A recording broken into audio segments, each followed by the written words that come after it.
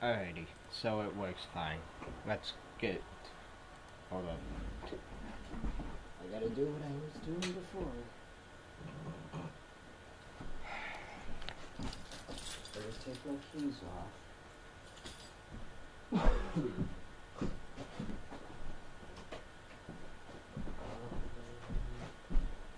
That one. You guys still can see me. That's good. Let's continue. My name is Ethan, and I'm a photographer. I took a trip last year with my wife to the Colorado mountains for an art project. My wife is also an avid skier, so she talked me into adding skiing into the trip. We had the option to book a room at a ski resort or rent out a private log cabin. The second one seemed more romantic, so I picked that one. Plus, it didn't hurt that it was cheaper. Yeah. The cabin was nothing luxurious or anything. It was a single-floor, 4-room little thing. A 2-person bedroom, a small living room, a kitchen, and a bathroom. It may have been small, but the actual idea of being secluded in a warm log cabin during a blizzard was amazing. However, the storm was interfering with the cable signal, so we didn't have much to do this one particular evening. It was just starting to get dark out at this point, but there was still a decent amount of light outside, so I thought it would be perfect for getting a few shots and videos in the blizzard for backgrounds and wallpapers. I told my wife I'd be back within 10 minutes and slipped on my boots and coat. The moment I stepped outside and shut the door, I noticed footsteps leading up to the door in the snow that had blown under the wooden awning. I could see the prints doubled, as whoever left them there turned and went the opposite direction. I was freaked the fuck out, but I wasn't about to go inside and scare my wife. I decided to give in to my curiosity and followed the prints to the right side of the cabin. Right away, I noticed that they led to the bedroom window. My heart froze in fear when I saw this. I could see my wife sitting on the bed using her iPad. She noticed me, and I waved. She laughed. I continued to follow the footprints around the cabin to the other side. They led to the living room window on the other side. Someone was stalking us, but how long ago was the question? I found myself standing there for a good minute, asking myself if I should follow the footprints anymore. For whatever reason, I decided I would. They were now leading away from the cabin. I knew I was following the prints to where this person was going, not coming from, simply by the boot marks. I followed the prints away from the opening and into the trees. That was where I saw him. A man wearing a black coat facing a tree, slouched down looking at the ground. He was still as a statue, and I could see the snow piling up on his hood and shoulders. I froze in my tracks, trying not to make a sound. I would have thought to ask him if he needed help otherwise, but this guy was just standing there, not doing anything, like some kind of deranged freak. I started to gradually move backwards without even turning around, making sure this man didn't turn around or notice me. When I got at a visual distance, I turned around and stomped through the snow back to the cabin. When I slammed the door shut, my wife came over to see what was wrong. I saw worry in her eyes. I guess she saw the worry in mine. She knew I saw something, and after a few minutes of harassment, I finally told her what I saw. She immediately started packing her things, telling me we're leaving right away. I told her no, we're not going anywhere. I would not get a refund for leaving early, and I wasn't about to up and leave just because some weird guy was walking around outside. She made a point of locking both locks on the door and making sure all of the windows were sealed shut. For the rest of the night, we read stuff on our iPads. I reviewed the pictures and videos I had taken so far. We turned out the lights early, as there wasn't much else to do. What if he's still out there? I remember my wife asking me. There's no way he's still out there, I then assured her. Listening to the wind blowing outside, along with the small flakes of snow hitting the windows, was strangely relaxing, and I knew I'd be able to fall asleep quickly. Except if it wasn't for...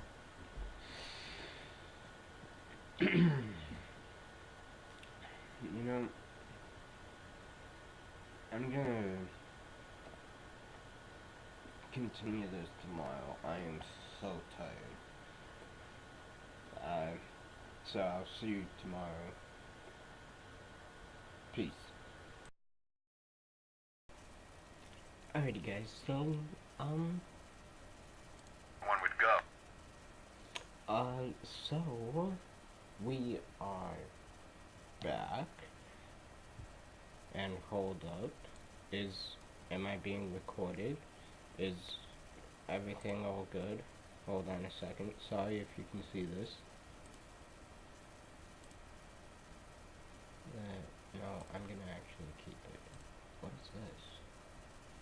Oh, that actually is kind of cool. Okay. Alright, sorry if you guys saw that. And sorry if I'm looking over there. I have my screen over there, like I told you guys. Anyways, let's continue from where we left off, I think. We lived about 5 to 10 minutes away from this kid's house. I knew where he lived as I was acquainted with him, but not exactly friends. The whole ride there, we took the same 2-lane highway type road through the woods, and this kid's house was actually on this road further down.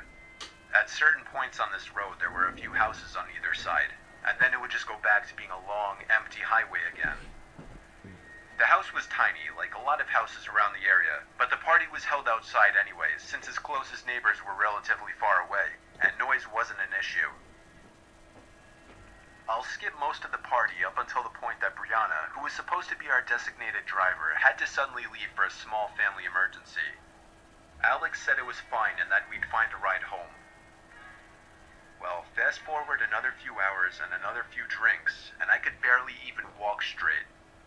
I checked my watch, and it was like 2 in the morning. I figured it was time to go. I started looking for Alex, but I couldn't find him anywhere. Hey, do you mind, could you possibly turn your alarm onto 6:45? Wait. Yeah, 6:45. 6:40. 6:45. Yeah. And then all you gotta do is take the top of the thing off, and then take it out at 7. I'll call you, should get out of Mass. I'll call you when I get out of Mass. Okay. It should be done around 7. Alright, so... I put it in at 5:20. Alright. So 6:45 p.m. is when the top comes off.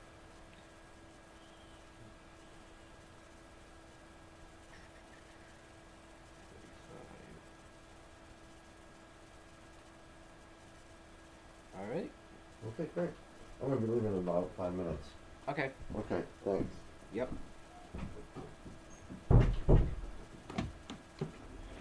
Alright, let's continue again. In fact, it seemed like everybody I knew had already left.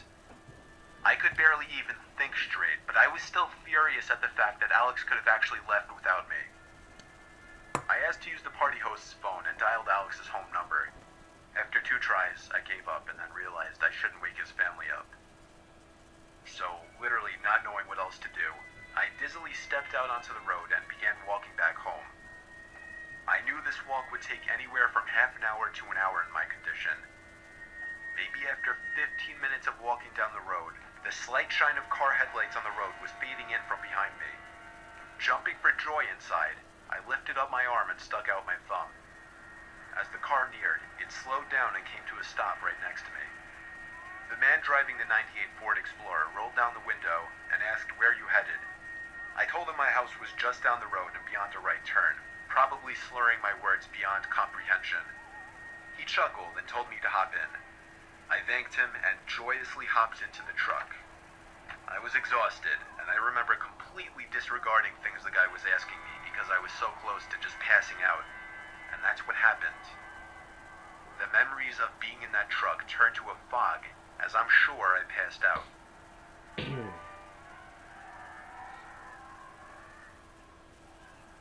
The next thing I remember, I woke up still in the moving truck. The guy looked at me and laughed, but didn't say anything. I looked around and realized the road we were on wasn't familiar. I nervously asked, where are we going? He then said, so what were you doing out this late anyway? As the man answered my very straightforward question with another irrelevant question, the reality of the situation hit me. You can let me out anywhere, I told the man. The man responded with a firm no. I felt like throwing up as he said that. No, I really actually felt like I was going to throw up. I started to gag as I felt more and more nauseous by the second. The man took his eyes off the road to look at me, and that's when I thought of the perfect distraction. I turned in his direction as I continued to gag, and he started to kind of lean away and slow down the car. Thankfully, I drank as much as I did because I finally threw up and made a point of doing it all over the man's lap. The man yelled in frustration and stopped the car, and that's when I took it upon myself to run for my life into the woods and duck behind a few bushes. The man came following into the woods with a flashlight, and on 2 separate occasions, he shined the light straight over me without noticing. Eventually, I heard his footsteps walk even further into the woods past me. That was when I ran back to his truck, but unfortunately, he was smart enough to lock it. By some miracle, I saw another car approaching in the distance, and I ran out into the middle of the street, waving my arms like a lunatic. The car tried to avoid me, but I wouldn't let it. They were forced to stop, and I yelled at them to help me before they came back. Once I told them that I was kidnapped by the man who was driving that Ford Explorer, the driver agreed to give me a lift. Not to the police station or anything, but to my house. I made it back safely, where I couldn't thank the driver enough. I immediately woke up my parents and told them. My dad wanted to know if I got his tag number, and then I felt like punching myself in the face. I failed to get the simplest information from the guy that would have allowed me to actually properly report him. All I knew was that he drove a faded blue '99 Ford Explorer. I made sure to give Alex a piece of my mind, and part of me always held a grudge against him ever since, just for abandoning me at a party without telling me. I haven't seen him in 4 years now, however, and this was actually the first time I even thought about this incident for almost a year now. As time goes on, even the worst of memories may start to fade, but after writing this to share with the internet, it's once again fresh in my mind.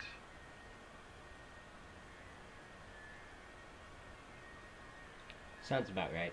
Never do that. Hitchhike. Bad idea.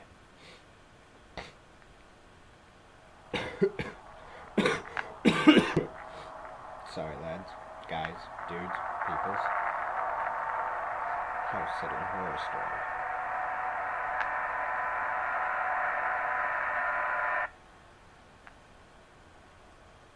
Okay. A couple weeks ago, my dad came home and pitched me a small job offer. One of his coworkers was going away for a few days and needed somebody he could trust to watch over his house. The reason my dad pitched this to me was because the man's house has a big CCTV system, basically a camera in every room, and then an operating desk where all screens could be watched on a big monitor. And I'm a computer science major, so my dad just always assumes that I know how to work anything technological. The man told my dad that he'd pay me $200 for the 2 days just to watch the house. Whatever that meant. My dad drove me to the house and introduced me to the man, whose name doesn't matter. The man made it seem like he preferred I stay in the upstairs room with the monitors as opposed to roaming the house all day. That was fine with me, though. So when I wasn't eating, I was mostly just sitting in that room with the TV on in the background and doing schoolwork on my laptop. Ironically, the thing I was doing the least was keeping an eye on the monitors. Night came. I started wondering where in the house I should sleep, since surprisingly, we hadn't discussed that. So I sat back down at the desk and looked at all the different rooms on the screens to see which rooms had beds or couches. I noticed something I wasn't expecting to notice, though. The back screen door was open downstairs. I didn't remember it being open. I looked through each and every camera screen in a panic. In the living room, a closet door was open. This one I knew wasn't open earlier. I texted my dad to call the man and ask him if he came back home. Meanwhile, I continued watching the screen. On the grainy, dark image, a tall person who resembled only a black shadow on the screen stepped out from the closet. I pulled my arms off the desk as I covered my mouth with my hands in shock. As I did this, however, my left elbow pulled some heavy object from the desk onto the floor, creating a big thud. The person in the image very clearly moved their head up to the ceiling as a response to the noise. They went for the stairs, walking up very, very slowly, step by step. Meanwhile, I got a text back from my dad saying, "No, he's not. I just spoke to him half an hour ago. Why?" I got so caught up in my phone texting my dad to send help that I didn't even pay attention to the monitor. There was a knock at the door. I looked at it and then the screens. The first screen I laid my eyes on was the one showing the person outside the door to the room I was in. When I remembered that door had no lock, the only thing I could think to do was jump out the window into the bushes below. I ran halfway down the block and then stopped when my dad called me. I had him call his friend and ask him if he was expecting somebody in the house. The man said he had no relatives or friends who had his key or would ever let themselves into his home. So he called the cops and had them review the footage. I got to watch all of it, and it showed everything.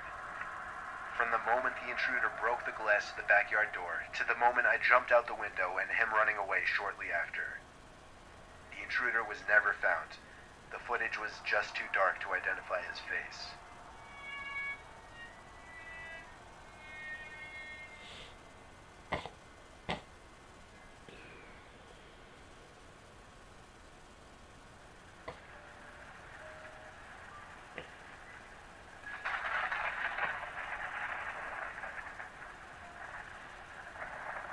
In the year 2009, I was spending a weekend with my uncle on his ranch when my parents were renovating the new house we had just bought. It was my second night there, a Saturday, and it happened to be during one of the biggest thunderstorms of the year. I'd say there were at least 3 crashes of thunder and lightning per minute, and we were in the heart of the storm because the thunder would crash not even a second after the lightning would. I always enjoyed listening to storms while laying in bed, so I stayed up a little later watching TV, just enjoying the ambiance. After the movie I was watching finally ended, I turned off the TV and tried to fall asleep.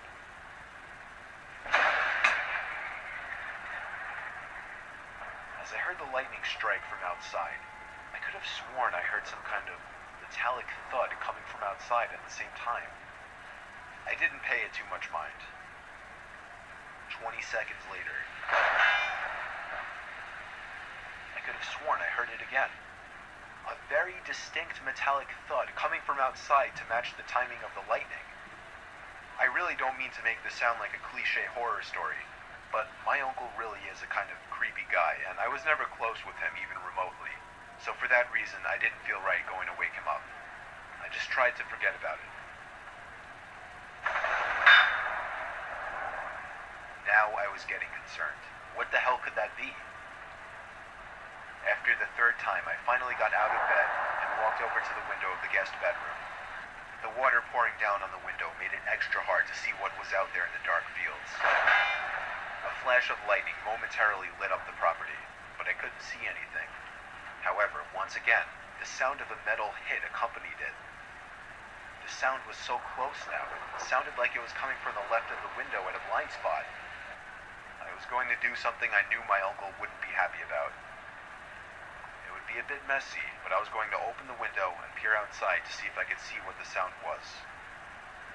I unhooked the window lock and slid it up, and immediately the wind of the storm blew drops of rain into the room and onto me.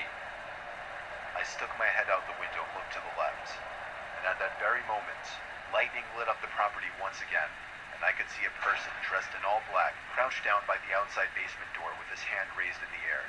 And before the sky went dark, I caught the briefest glimpse of what the sound was coming from. The person was bashing at the basement door lock. I pulled my head in and quietly shut the window, making sure to lock it. I was in a panic. I feared he might have seen or heard me. I ran back to bed and pretended to be asleep, facing away from the window. Lightning crashed once again, but this time there was no metallic thud. My heart must have dropped as I realized this. I just stayed put in bed for the longest time, hoping whoever was out there would go away. After maybe 3 more lightning crashes without any thuds accompanying them, I thought it would be safe to go tell my uncle. I turned to face the window and screamed. There was a figure, clear as day, standing at the window, looking in at me.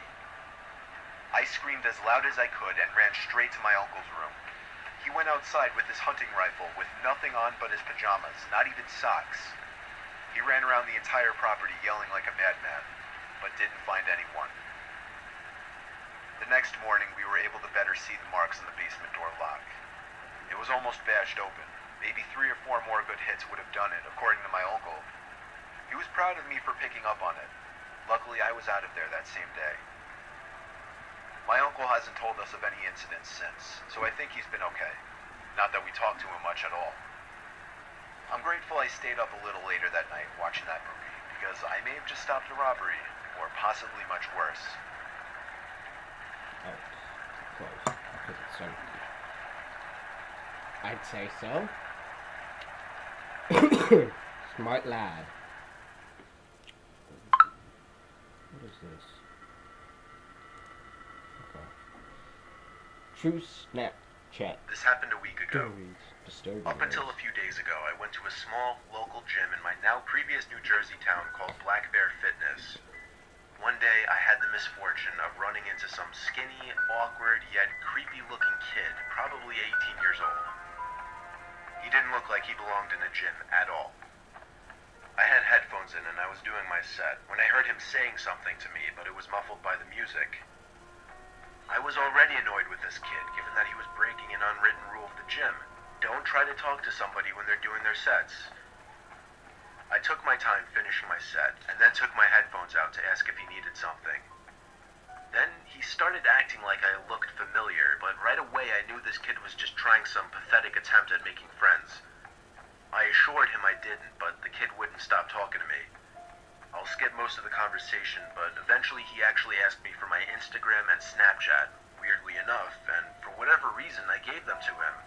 Instead of just saying something like, "Buddy, I'm trying to work out," or "I don't have social media." After I gave him my Snapchat and Instagram, however, I did kind of urge him to let me resume my workout. He finally seemed to get the message and walked away. Not without saying bye like 3 times, though.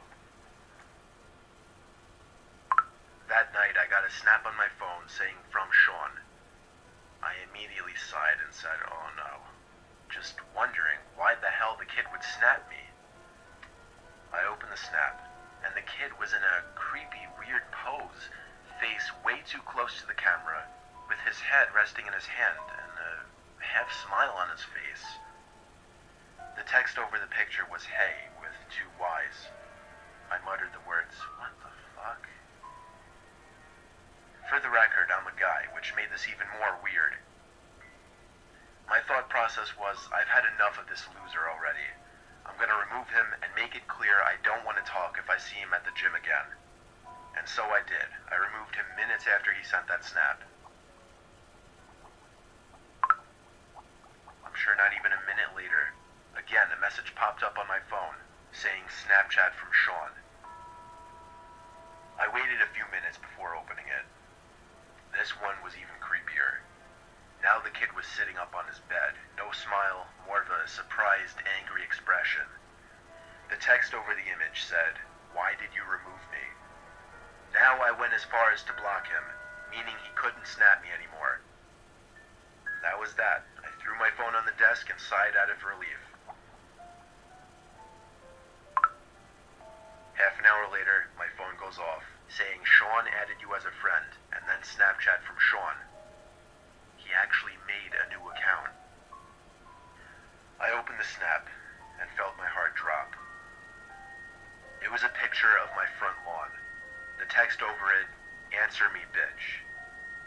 The first thing I could think of was, how did he find my address? Then I realized, Snapchat made that new map feature that lets you see where your friends are. Somehow I had the balls to open the window to see outside. It was clear out there. I shut the window and the blinds and started considering calling 911.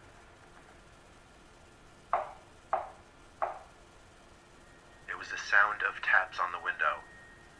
I took a deep breath, and with one swift motion, I pulled up the blind and the window at the same time and pulled the kid into my room by his neck. I punched him in the face a few times before he was out cold. Now I called 911. By the time they arrived, he was awake, cursing me out, promising he'd be back and kill me. The cops heard it all. I didn't even have to make a case. The kid was an idiot. Luckily, the timing of this worked out well because I just moved a couple days ago out of state.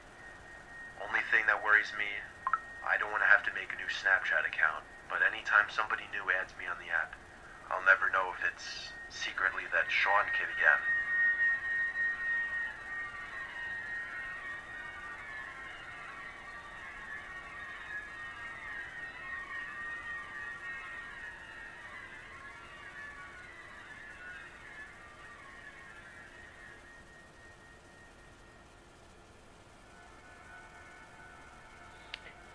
At Halloween.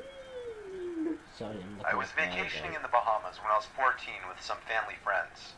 My friend and I were getting some henna tattoos at the hotel, and there was this guy lingering around us.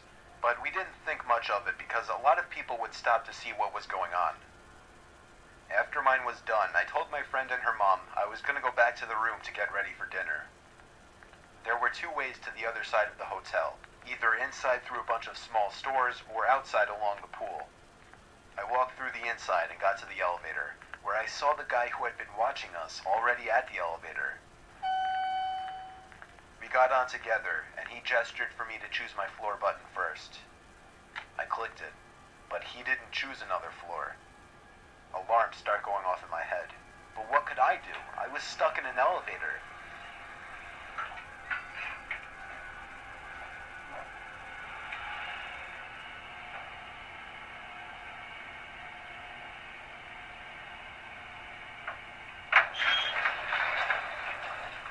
The elevator stopped on my floor, and I started walking to my room.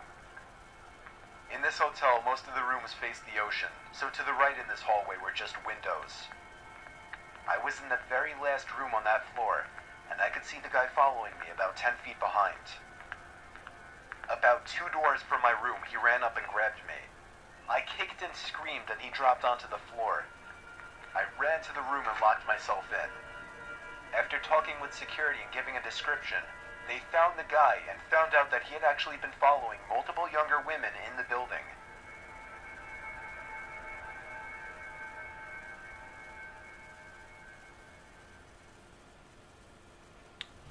Wow.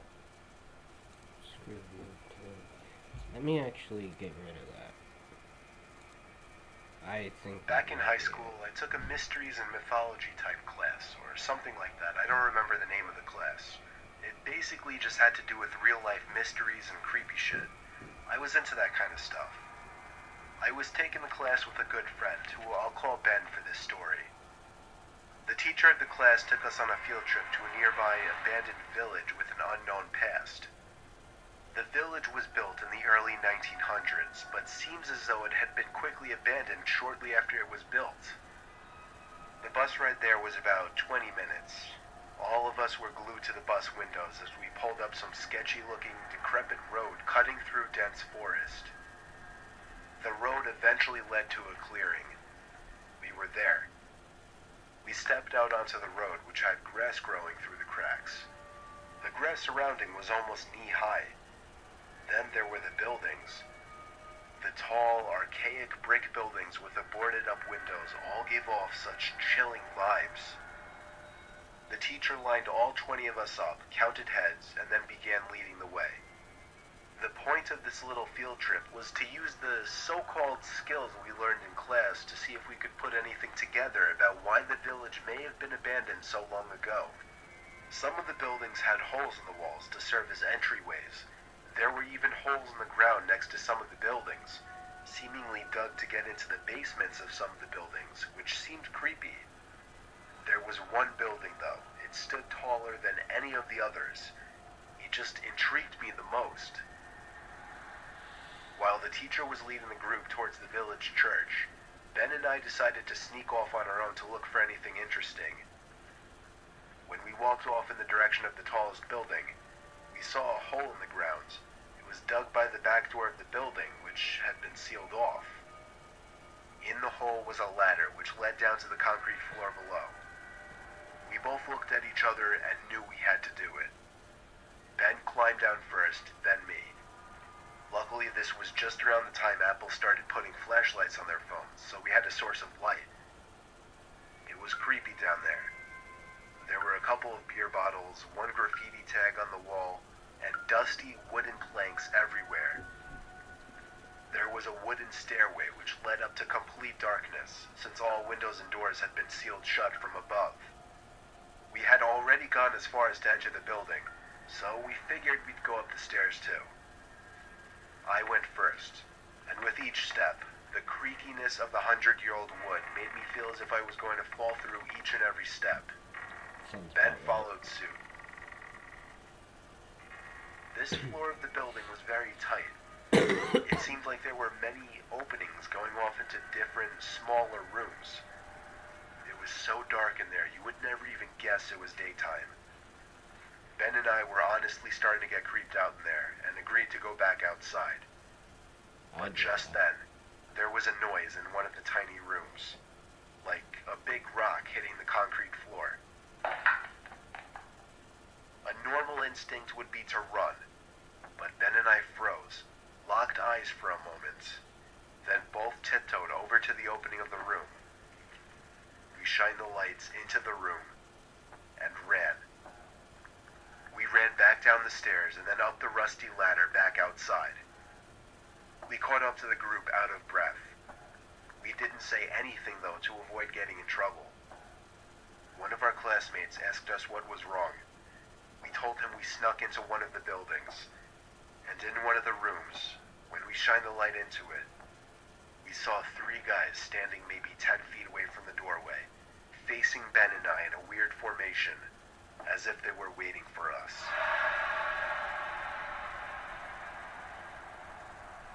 As we continued following the group, we paid extra attention to the tall building we entered from the distance, and before leaving, we saw a person's face at one of the higher level windows that had not been boarded up.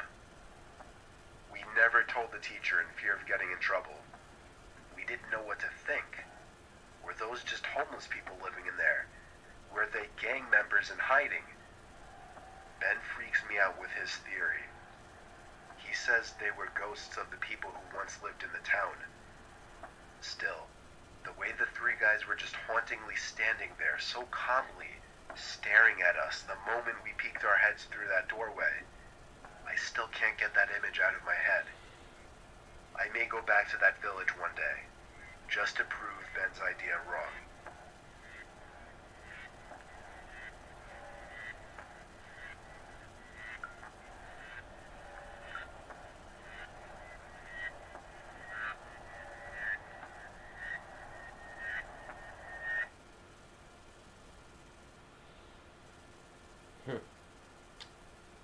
Interesting.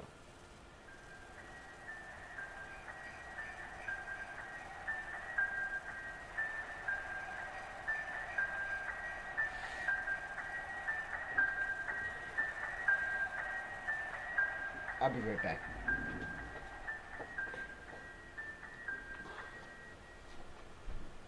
Last year on Christmas Eve, I was working late.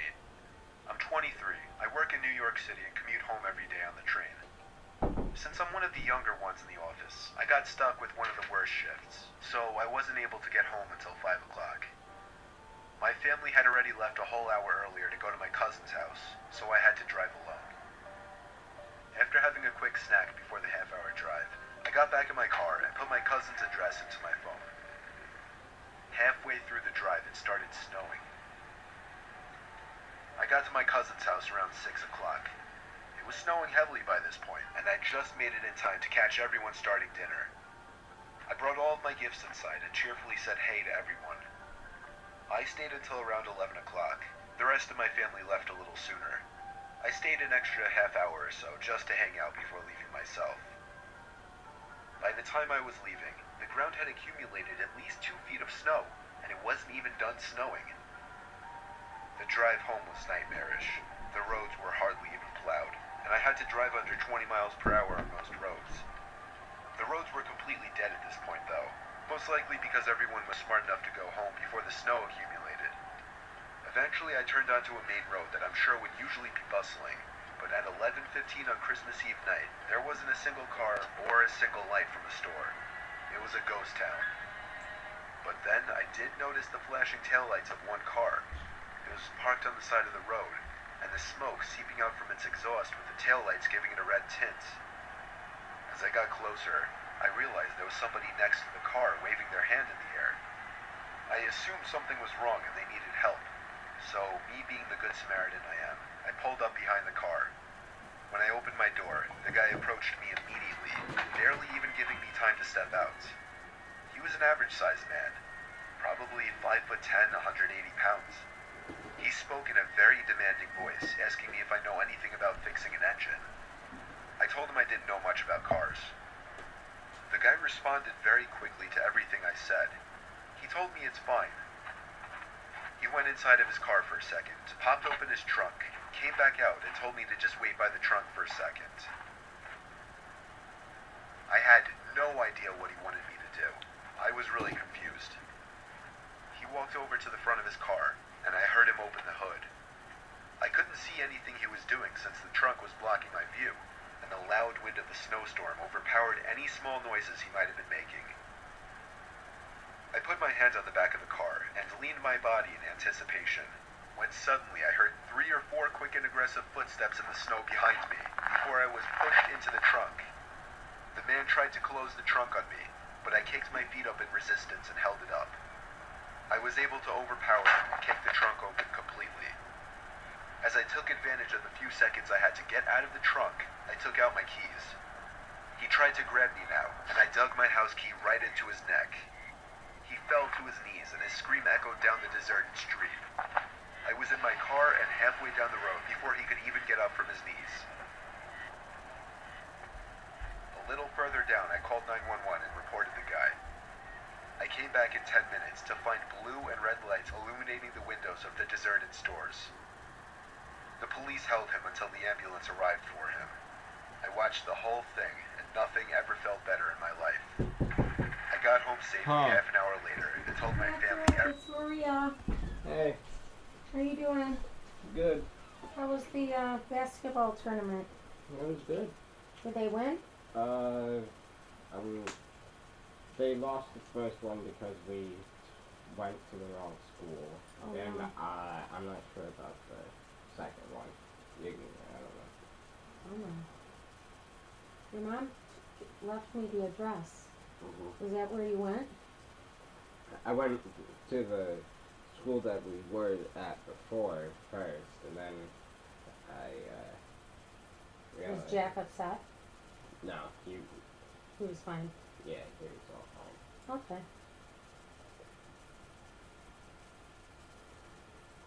Alright.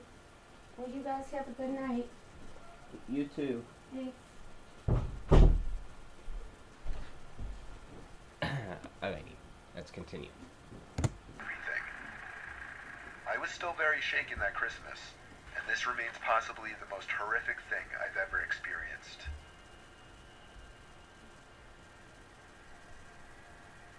I believe it. Sorry, I'm looking over. Oh. Oh, it's over. Alrighty then. What the heck? Sorry about this. What is going on?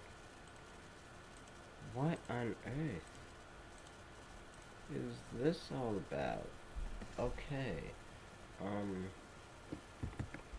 Let me go to this big screen now. Alrighty. So, I would not want to. I don't even know. I honestly don't know. Oh well. But yeah, that was by far, the most interesting video I've watched.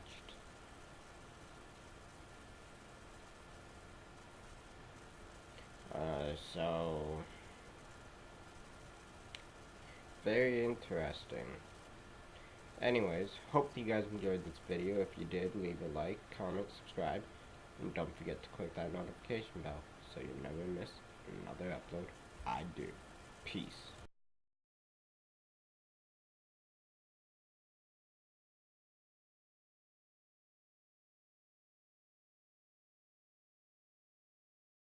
Tell me pretty lies, look me in the face. Tell me that you love me, even if it's fake.